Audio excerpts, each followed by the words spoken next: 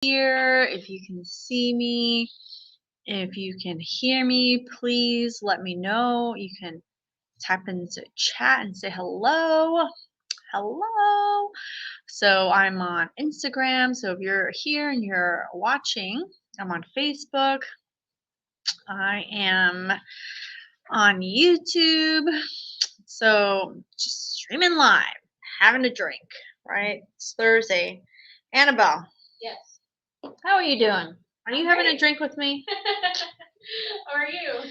I'm kind of limited in my wine selection this time around, down to one bottle. Usually I like to have some choices. I like to have choices. But yep, I'm tuning in live from my clinic. This is what it looks like behind me. And I'm here. I'm going to talk to you. So let me know that you're here. Just type into the comment, wave. Let me know where you're watching from so that I can see where everyone's coming in from. And if you're watching this on a replay, because I already got a couple of people like, I can't make it at 5 p.m. Eastern time.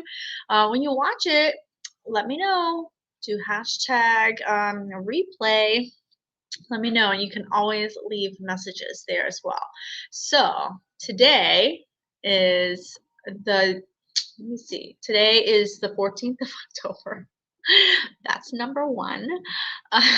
But I think it's also the second to last day before you register the last day to register for the November exam. Love to know who is on here, who's like on the fence, right? At work in Washington, no-show patient, which I want to, open your own clinic and then you could drink as much as you want.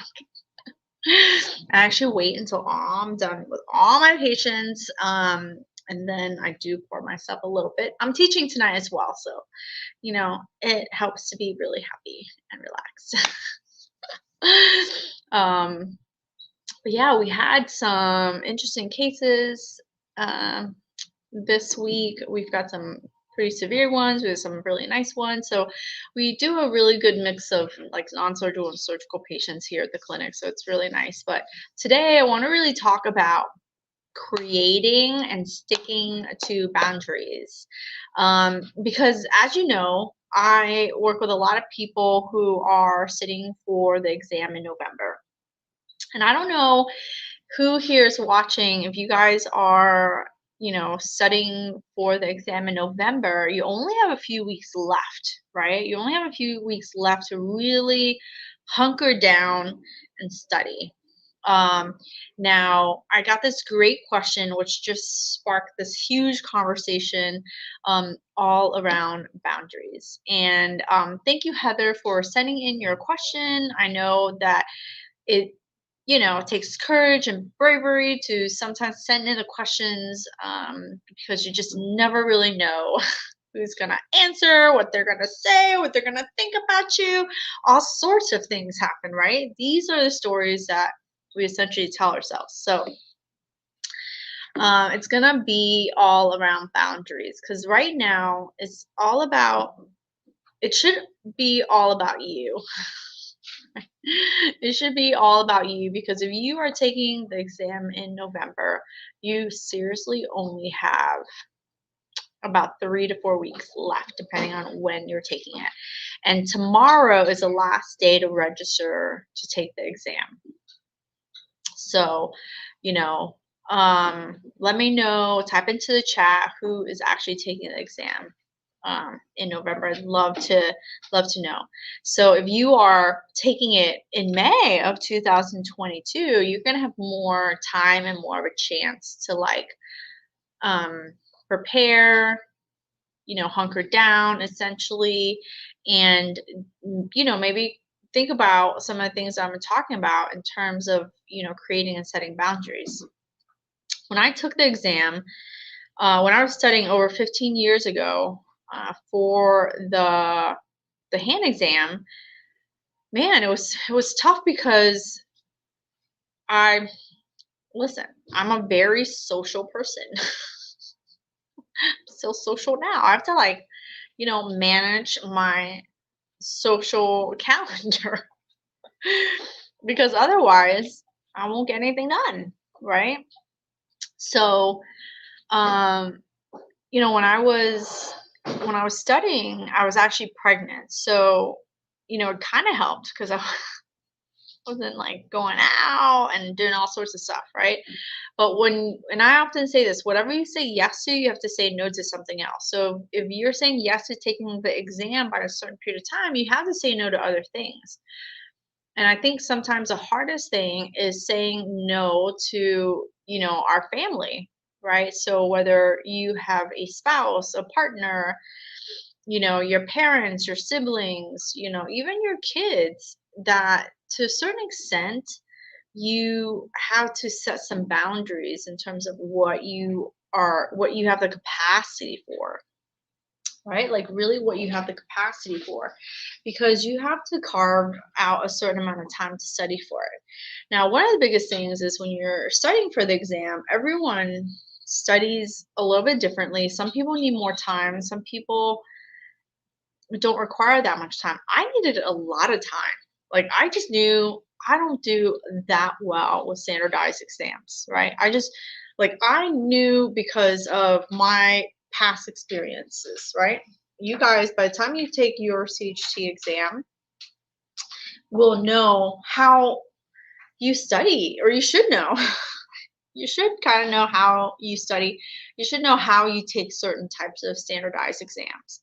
So I took the SAT when I was, trying to get from high school into college.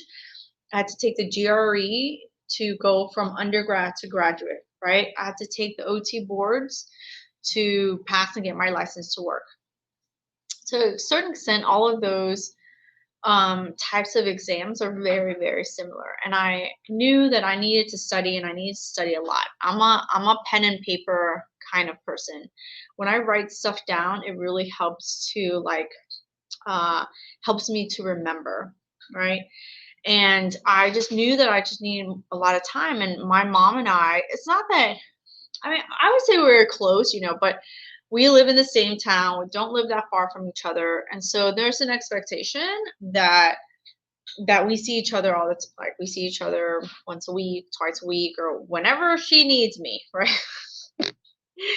Whenever she wants to do something with me, there I am to a certain extent. So, the question that I got was really about like how do you manage that time? So yeah, the strategy here, right? The overarching strategy is manage your time by setting boundaries. Manage your time by setting boundaries. But the tactical is, well, how do I do that? How do I do that? How do I tell, my mom to leave me alone for so many months? So the way I did it was I was just like, hey Matt, like I need to study for this exam. Like I don't have time to do X, Y, and Z for you. I just don't. Like I need time. And everyone thinks that everything just takes 5 minutes, right? Oh, I just need your help for 5 minutes. It's never 5 minutes. When was the last time someone you helped that needed 5 minutes actually was 5 minutes? She was never 5 minutes to begin with, right? I can't even tell you how many times, like after I started my business, I would get on the phone with people. No, let me ask you this 5 minute question. Oh yeah, sure. Like 2 hours later, like, oh my God, did you get everything you needed? Right? At some point you have to start protecting your time. You have to start setting up boundaries, and you have to start saying no to some people, right? Can you help me with this? Like the Instagram thing is gonna go off. Like, so I don't know. Like I forgot what I did last time where I would have to keep touching the screen. I might have to sit close by so that it wouldn't dim. Oh no. Yeah, big old fat finger. Like it didn't need to be all up in there. Yeah, like that. Okay. So anyway, I would tell my mom to, essentially leave me alone, but you don't have to say it in a mean way. You can say it in a really nice way. The thing is that, one, it's gonna feel really hard for you, right? It's gonna feel really hard for you because you love them and they love you and you don't want to hurt anybody's feelings, right? Um, and that's part of it. That's part of the problem is like you think that you're hurting their feelings, but you might not be hurting their feelings as much as you think, you're hurting their feelings. Um, I think that sometimes it's a story you're telling yourself, like because you feel guilty, right? Because if you feel guilty, um, now you feel guilty that you made them feel bad, right? I mean, who here, has that? If you're a woman, I swear that we're taught from society, from our parents, right? From one woman to another, you're sort of taught to just feel bad, to feel guilty all the time, that somehow you're expected to do something a certain way, right? And I don't think men have this problem for the most part. Nobody taught them to feel guilty. So I think like some of it is a story that we carry on from one generation to another.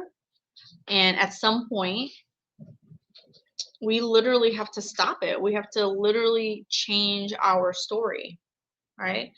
Um, Sometimes your loved one might feel that you're so smart, you can do it, right? And they don't understand it from your point of view because everyone only comes from their own point of view. Everyone only comes from their own point of view. So in their eyes, you're really smart. You can do anything you want, right? And that's completely true. You are smart. You can do whatever you want. And I think that you will be successful. The only way you're going to be successful is setting those boundaries, right? So part of you saying to somebody, hey, listen, I can't do X, Y, and Z with you tonight, tomorrow night, this week. Hey, listen, by the way, I'm studying for the exam and I'm going to be taking it in November. So for the next 3 weeks, for the next 3 months, I'm going to need your help, right? And the way that I really need your help is to, one, don't feel bad about not inviting me to go places, right? Please don't invite me on these days because I have very little willpower. If you ask me to go to happy hour, I'm gonna be like, what happy hour? Please don't invite me. Please don't invite me. I don't want to have to say no. I don't want to have to say no. Now, if you invite me, I'm gonna have to say no. If you invite me, I'm gonna have to say no because I really need to study, right? And so, in a way, you are telling them, teaching them how to, work with you, how to behave with you, essentially, how to talk to you, or how not to. And if you feel really bad, you can set a marker when it ends, right? Um, but I would encourage you to, and say, okay, if you feel really bad to saying no to them, how shitty are you going to feel when you fail because you didn't study, right? How shitty are you going to feel knowing that you didn't study because you were doing all these other things, because you couldn't say no, because you were feeling so guilty, right? And you were all this time worried about them feeling bad. How bad do you feel right now when you fail? Something's got to give, and you have to. So it's kind of a mindset shift that you have to take for yourself. Does that make sense? Like you have to have a mindset shift. First of all, not feeling bad for everything. Don't feel bad for everything, right? It's still okay if you say no, right? It's okay if you say no. You still love them. They still love you, right? And there's actually no need to feel bad. If you're trying to change your mindset on this, right? Then remind yourself, what stories are you telling yourself, right? Because they might not be telling the same stories you're telling. You might be making assumptions that they feel terrible when you say no, right? They might not. They might just be like, well, I don't want that person to feel left out. So I'm going to invite them. Just think, I don't want them to have a bad feeling. So they're inviting you. They think you're going to feel bad. And you're sitting there thinking they're going to feel bad. So then nobody knows what anyone else is feeling. Am I right or am I right? Right? So, if you are not sure, ask yourself, what stories am I telling myself? Right? Because you're not necessarily hurting their feelings, Be very clear though. So then the tactic here, or the strategy here is to be very clear. Hey, so and so, I need this amount of time. Hey, so and so, I need this amount of time up until this date. And then after this date, I'm free to hang out and I cannot wait to hang out with you. As a matter of fact, let's make a plan for after that date. All right? Let's make a plan for after that date. Like, I got all my life, I got all this time afterwards to hang out with you as many times as you want. As a matter of fact, let's make something special out of it. Let's go on a little trip. Let's go have a brunch. Let's spend the day together. Let's go shopping, right? To kind of like make up for some time. And in a way, it's like very celebratory because you get to, celebrate that you checked off a box of doing something that you wanted to do, right? And then it's okay to essentially keep reminding them. Right? So just because you said it that one time, I told you that one time that I was taking this test. Why are you at me asking me again? What's so funny? It's true. It's true. It's true, right? I mean, when I teach something one time, I don't expect that one time you're going to get it. I'm going to tell you over and over and over. I'm going to tell you as many times as you want. I'm going to tell you as many times as you need to understand it, right? People need reminders. It's okay. I'm all right. I'm all right reminding people, right? And then it's also okay to let go of the guilt that you might feel, right? Be okay letting go of that guilt because again, you're gonna feel even worse when it's you who didn't meet your goals, right? You're gonna feel way worse if you didn't meet your goals. So yeah, those are some mind shifts to help you stick with the tactics, right? So the strategy is overall to create your boundaries, right? The strategy is to create your boundaries. Another part is to hold them up, right? And wherever you are, just start it right there. No matter where you are, just start right now. Create like one boundary and then just stick with it. And then once you create one, you'll be able to create more, right? Over a period of time because it takes practice. It really takes practice to create them. And I still have to work on creating boundaries, right? Like, I actually have to create more of them. I have to be more strict, right? So, yes, you don't think like, look, every time I'm here in the clinic, I have to tell Annabelle, please keep your questions, right? Don't don't interrupt me when I'm doing my writing. Every time I'm like getting this flow. Hoang. Yes. Oh, no, not right now. Write your questions down. Write your questions down. Ask me later, right? Hey, Hoang, can I put a patient on this day? Wait, didn't I say that day I don't see patients? Oh, but I thought no. What did I?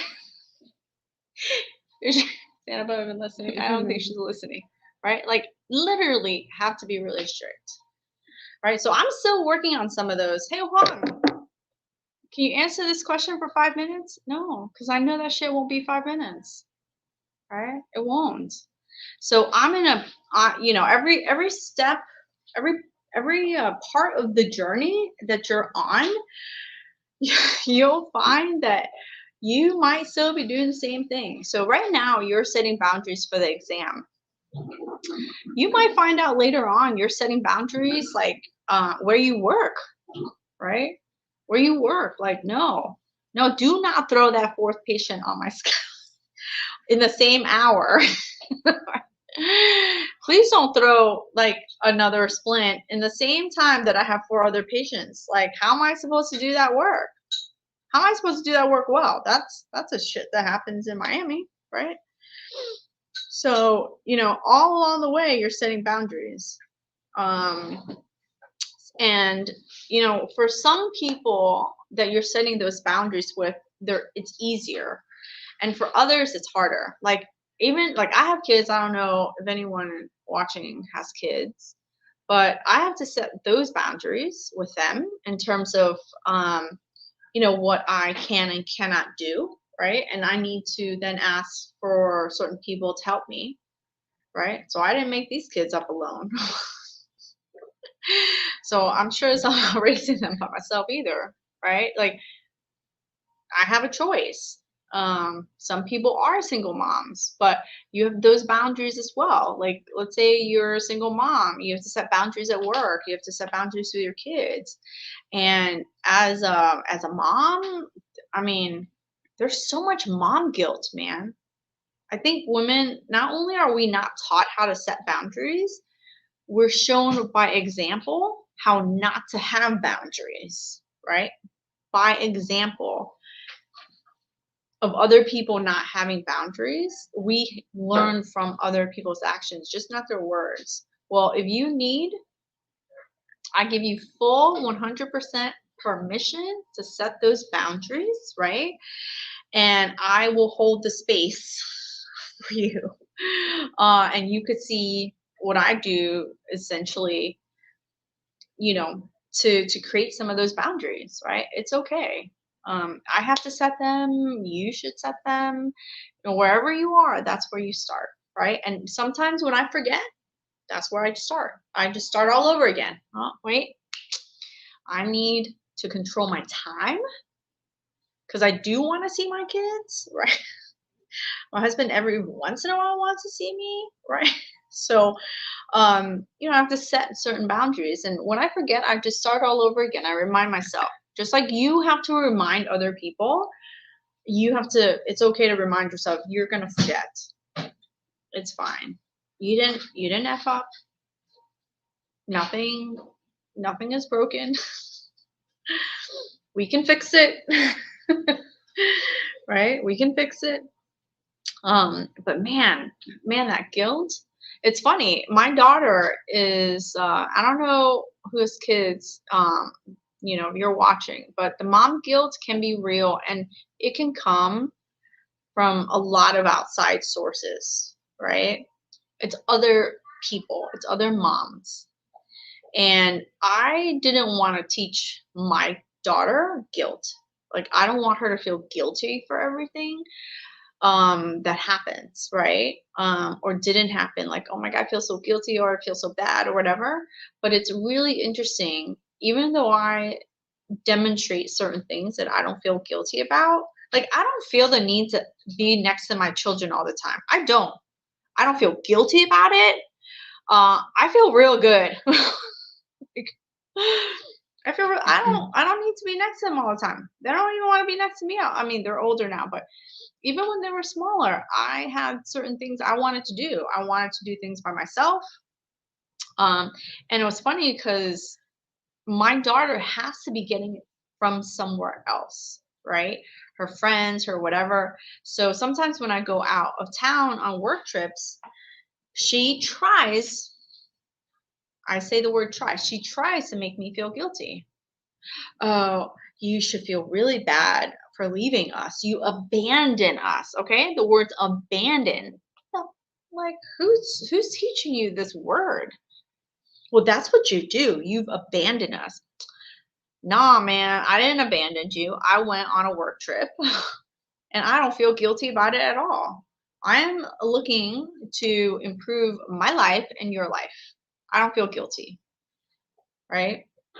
And at some point, she'll be able to see, and she does, she already sees it, that that first of all, I don't fall for that crap. I just don't. But they're trying to elicit like these emotions from you. Like, no, I don't feel guilty. I don't feel bad. You shouldn't, if you need to do something you needed to do, like, I don't want you to feel guilty about it either. So I'm trying to lead by example in that sense, right? Um, so that's, I mean, that's part of the whole, like, setting boundaries, right? That's a whole part of the mindset around setting boundaries. Because honestly, um, again, if you're a woman, you weren't taught to set boundaries, but you were sure as hell taught to feel guilty about everything. Again, I'm gonna hold the space for you. It's okay to let go of that guilt. It's okay to not feel guilty, right? It's okay, let it go. Like, I don't feel guilty. It's okay for me to, study and advance my career and have freedoms in my life and have choices in my life and make more money in my life and career. I let it go, right?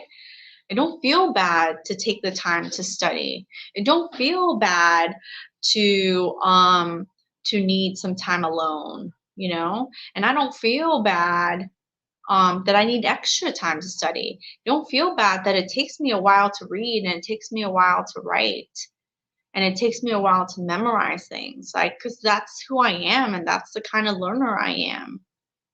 You might think I'm smart, and I am, but I'm smart enough to know I need to study. Shit, I do. Like, right?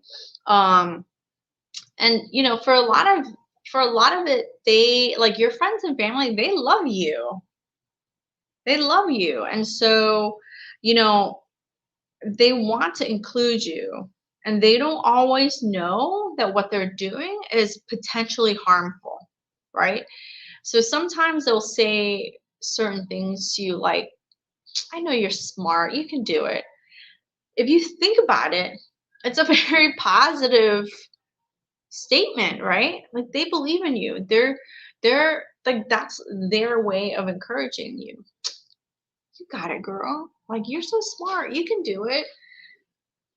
And hey, you want to hang out for like the whole day on Saturday as if you don't need to study? Like, you don't need to study. They don't mean it in a bad way. They just don't understand it from your point of view, is kind of where I'm saying it. And I think at some point, again, you have to set those boundaries. Set those boundaries and say, like, you're right. I can do it. You're right. I am really smart. And I'm smart enough to know that I need extra time to study. I'm a big believer in taking breaks too, right? So don't feel like when you're studying that it has to be continuous. Actually plan your plan your studying Plan your like fun time around your studying. Like if I study these many hours, or if I don't even go by hours, because you can sit there for hours and not actually have studied anything. Who's done that? I used to sit there and pretend to read. You know what I mean? So Lena's like, I'm gonna go home and take this book home. She got like through 2 pages. Shit, this is hard, right? Lena, why don't you just watch the videos that you have access to? You know, watch the videos, right? So in the hand exam prep, you watch the videos. You go back and kind of like look at that chapter, go through that chapter faster, because you already know the concept, like the ideas, right? So let's say we're going over anatomy and kinematics on something. You essentially watch the video, take your notes, and then go. You can look to that section of the chapter, and when you read it, it goes so much faster because you already heard it, you already listened, you already have some notes, and so it can help you kind of speed through some of these drier chapters, right? And then once you get and understand the foundations of these concepts, then it makes studying for everything else a little bit easier. So that's why I personally like the rehab of the hand, and why I have created the hand exam prep program to be the way it is. And I didn't really realize it, but we have over 150 videos in there. 150 videos in there. So it helps to be able to get through it a little bit, a little bit faster, a little bit easier, so that you can spend more time with your family and friends, right? But still, at the end of the day, everyone studies a little bit differently. I know that it took me a long time to study, just because I didn't have a kind of program like this when I was studying for it. Like, I really didn't think that there was any kind of programs, except for you just buy the book and you do it yourself. I mean, how barbaric. Like, I don't know of any other specialty that's just like, you're on your own. Go learn it. Go, come on, go do it yourself. There's really not like other specialties that do that. But here, all your classes you're picking on your own. All the studying, you're completely on your own. Your experience is practically on your own. For the few small handful of people who are like, well, I'm not alone. You're such a small minority of people. Like, I can't even tell you. Right? Even when I worked with another OT, she wasn't a certified hand therapist at the time. Even when there was a certified hand therapist and I wanted to become a certified hand therapist, it's not like we were working next to each other. She was someone I could have essentially call on once or twice a year to answer a question. Because again, the guilt, I feel so bad calling and asking for help. Oh my God, I didn't mean to take up all your time.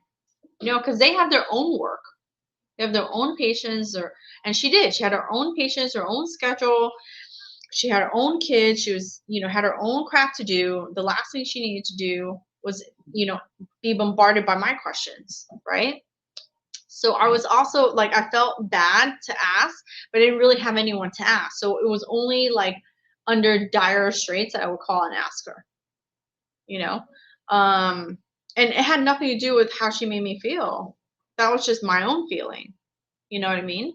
And now it's even it's like a little bit worse, because in a way people are even busier. Most OTs work alone in a clinic.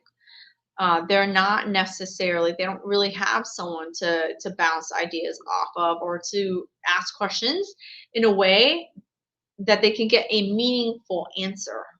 Because you can get an answer. You ask a question, you get it. You ask Google a question, Google will give you 10 pages of answers, right? But which one's right?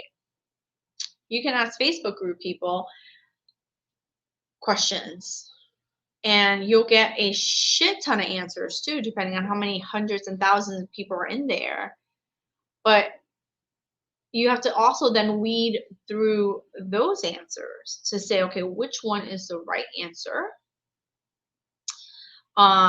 And then, but in order to weed through them, sometimes you have to weed through the comments or the whatever that make you feel bad too, right? So it's not like you get straight to the answer. But that's why being in a group setting, like the hand exam prep that we have available and stuff like that, it is so powerful. You know, you get the community, you get people, you're next to people who are like-minded, so that you can, it can help you kind of like hold you to those boundaries, right? Hold you accountable for that. And it's all just based on like how much you utilize it, right? So, you know, going back to boundaries, like my essentially my strategies are, you know, just to create them, then you have to hold them up, right? And then start from wherever you are. But the biggest overarching thing is really to shift your mindset by asking yourself, what stories are you telling yourself? And then, you know, letting go of feeling bad, feeling guilty, right? Because it's gonna all still be okay. You just have to stick with it. So I hope that helps you in terms of, you know, kind of coming down to the next 3 to 4 weeks for all of you guys who are studying. Um, I, you know, hope that you get what you need in terms of time and in terms of a really, you know, serene mindset, so that you can, you know, go in and feel really good about taking the exam. I can tell you it feels much better after you're done. That feeling of the nerves and excitement, right, can also be read as anxious and, you know, and kind of seen almost like a bad feeling, like the anxiety and like the nerves and stuff like that. But it can also be read in anticipation, excitement for actually being able to achieve something. And I think that that achievement you should put in your head as an achievement to show up and take the exam, nothing else. Because there's a lot of people, I promise you, there's a lot of people who say they're going to do something. They say they want to do something and they actually never do it. Too scared, to whatever, they never do it, right? But you, if you set up, you've been studying, you take the exam, then you should give yourself a pat in the back. Kudos to you for actually showing up, you know, and doing what you say you're going to do. And then have a drink or celebrate. I know not everyone drinks, obviously, you know, it's all in good fun. Um, but yeah, do something that makes you feel good. We only live once, that we can remember. so, so, you know, you got to enjoy, right? Do you have any questions? Anybody? Type into the chat. Type into the chat. I know Thursdays are not like, I don't know, not like getting lots of comments, lots of waves. But you know, I'm busy this weekend. So I have to do it today. Better today than not to do it at all, right?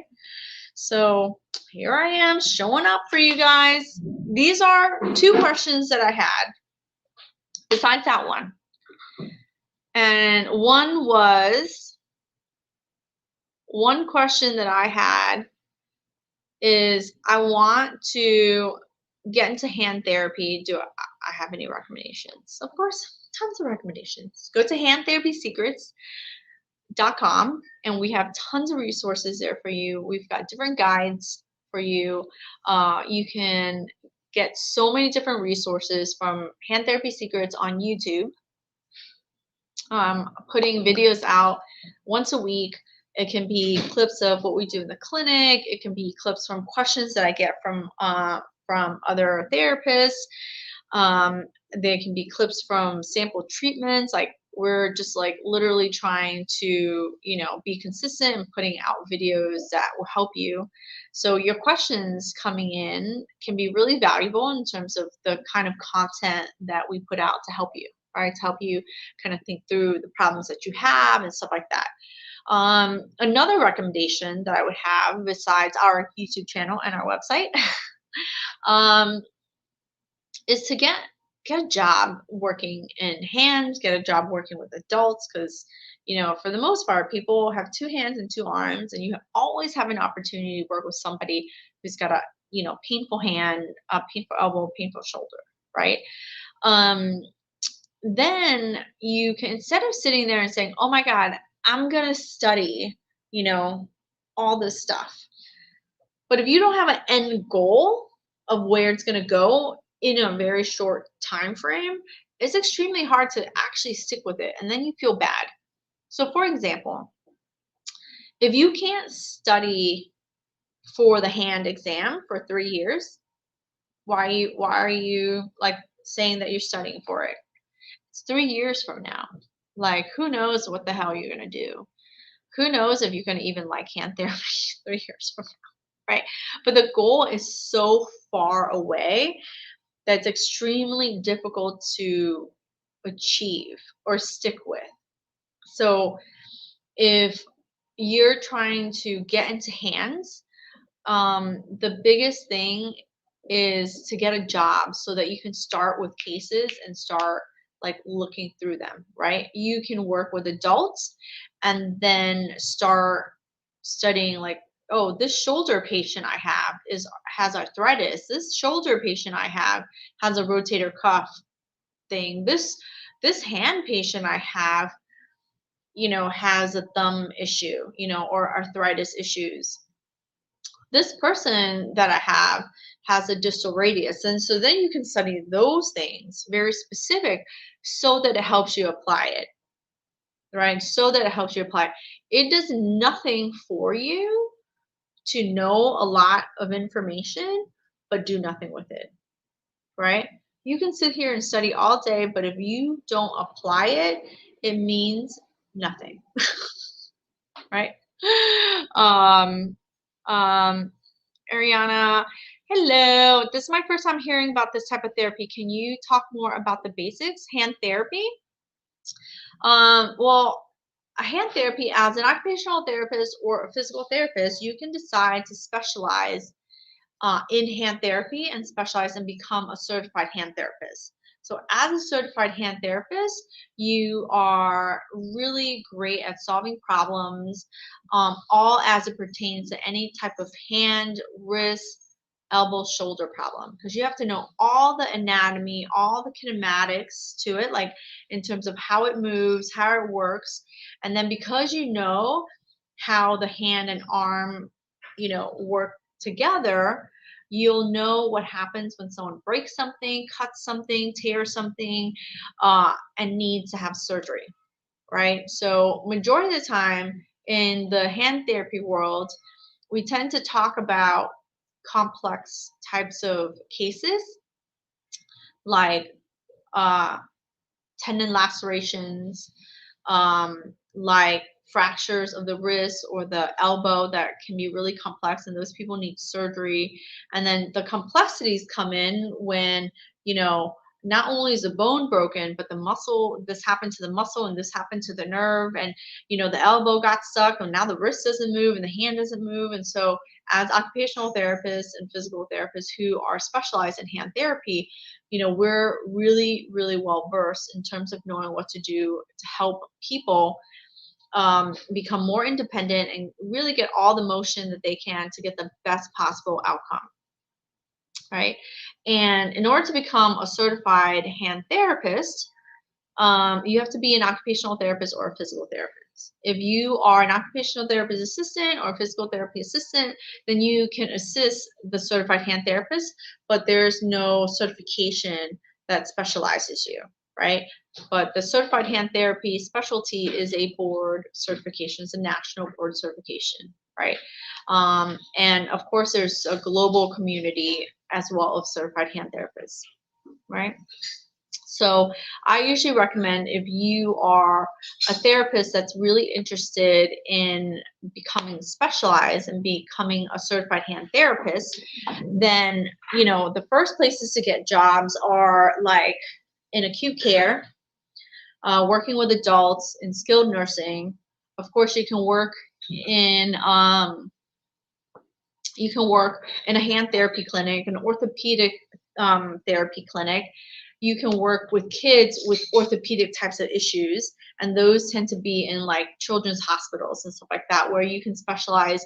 That's even more niche down. So you're working with kids with orthopedic problems, such as deformities, congenital deformities, or accidents that happen to them, and injuries to kids are treated just slightly different than adults, because of how their bones move and their potential for outcomes, and then their continued growth into adulthood.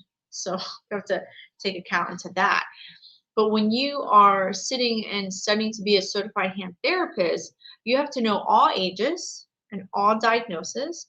So you have to know from the non-surgical cases to the surgical cases.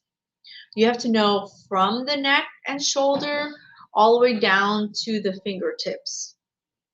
And so the amount of topic that's covered is extensive, because we, not just the non-surgical stuff, but we're dealing a lot with surgical stuff. And so yeah, so that's what's so fun and exciting, what makes it always so interesting, because no one patient comes in the same. Even if they have a nerve injury, like no one patient comes in the same. And then we have several people with both hands as a problem. Some people, I just treated somebody today who, was a quote unquote simple injury that became very complex in a very fast period of time, in 3 months, where she couldn't move anything. Right? And so you can have a strain or a sprain or a little ligament tear that didn't require surgery become this huge potential problem. We as the specialists can help those people become more independent and to be able to move and be able to do the things that they love doing, like being able to, just write, put their hair in a ponytail, be able to, put weight through their arms, do a cartwheel, headstand, anything like that. Be able to go back to the gym, be able to do their sports, from those complex all the way to just being able to wash their face, eat food with their hand. You need your elbows to move. If your elbows don't move, you can't bring your hand to your mouth. It's a huge problem. All right, so I hope that helps. I had another question. Shoot, I totally forgot what that question was in terms of I think it was on like getting into hand therapy, but I think I covered some of that. But there's we have a lot of videos on our YouTube channel. All pertaining to how to get a job in hand therapy, how to move into that realm if you're doing something else, and then how to essentially prepare to specialize and become a certified hand therapist, right? There's tons of resources. It's not always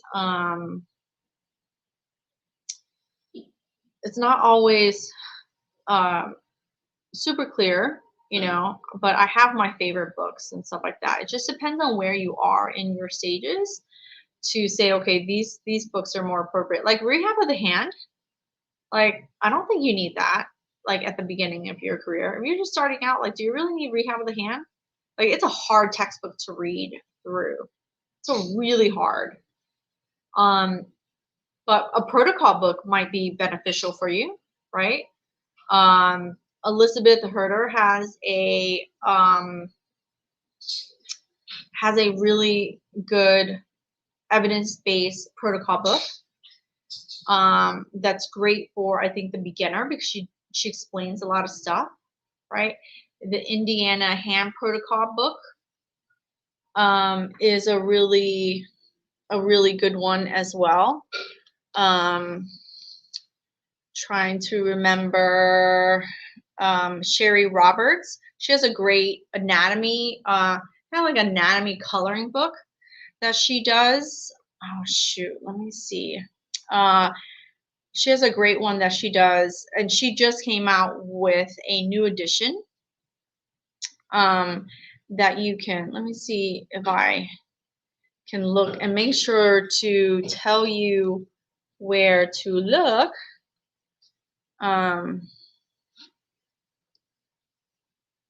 Sherry Roberts, let's see. Everyday, it's called Everyday Anatomy.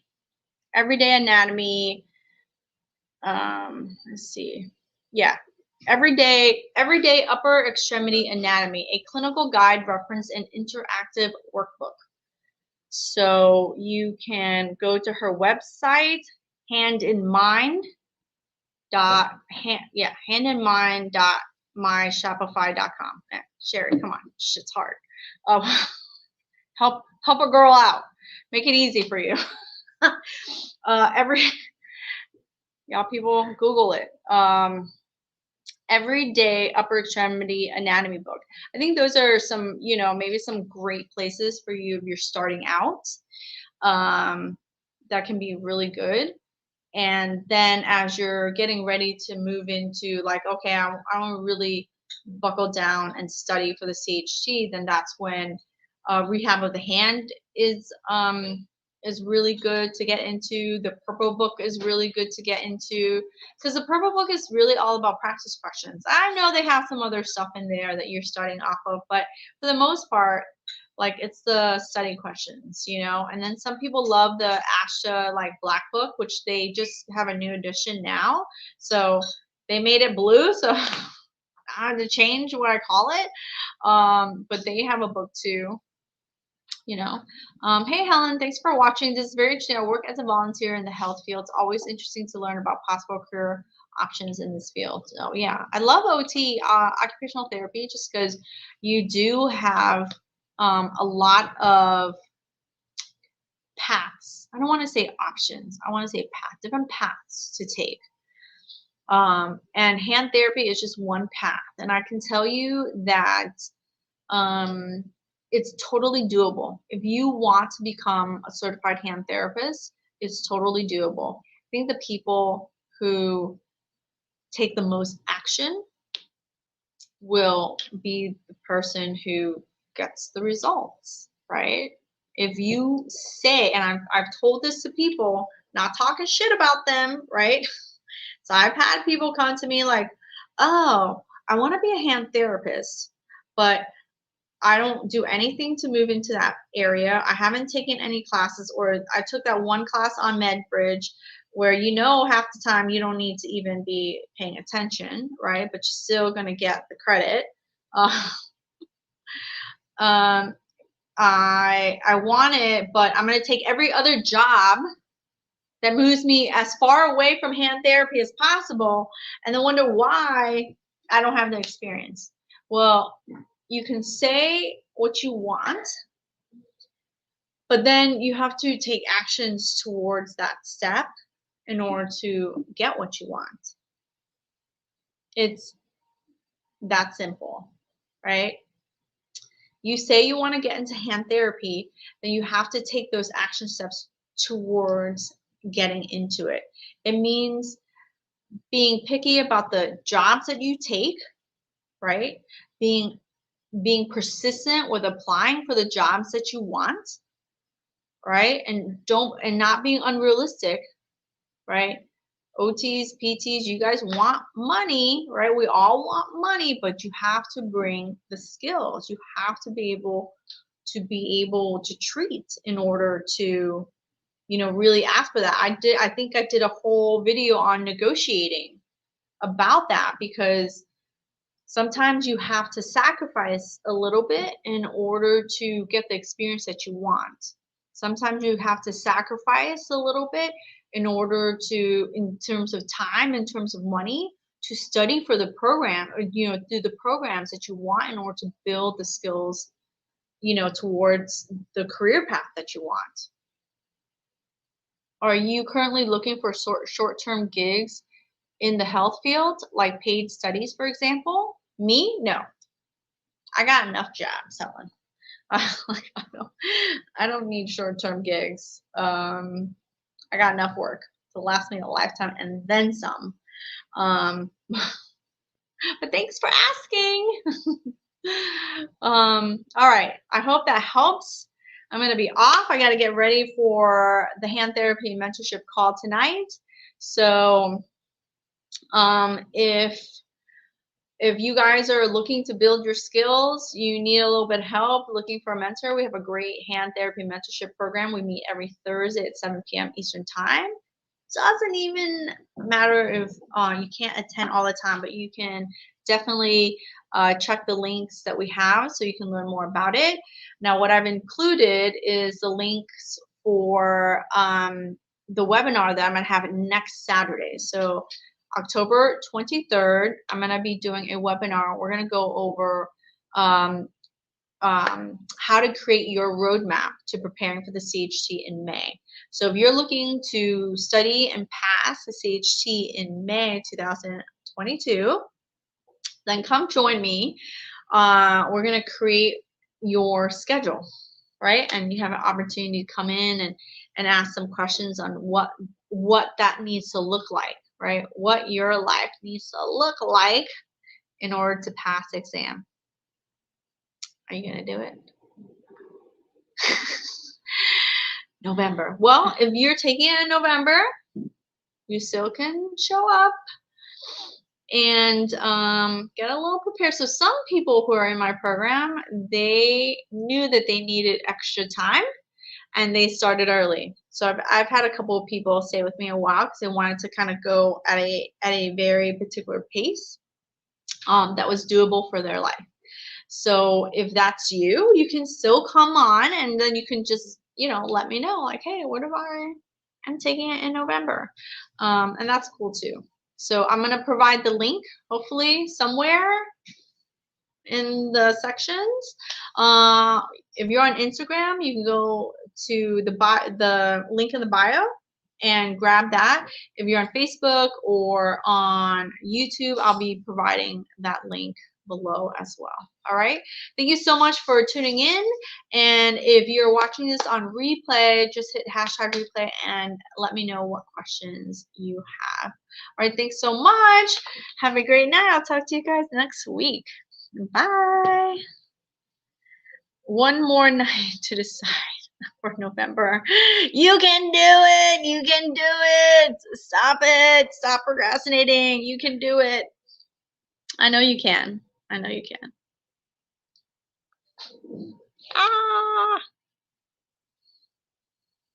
Did I end it? Did I end it? I can't end anything right now. Dear Lord, have mercy. Are you sure you want to end your End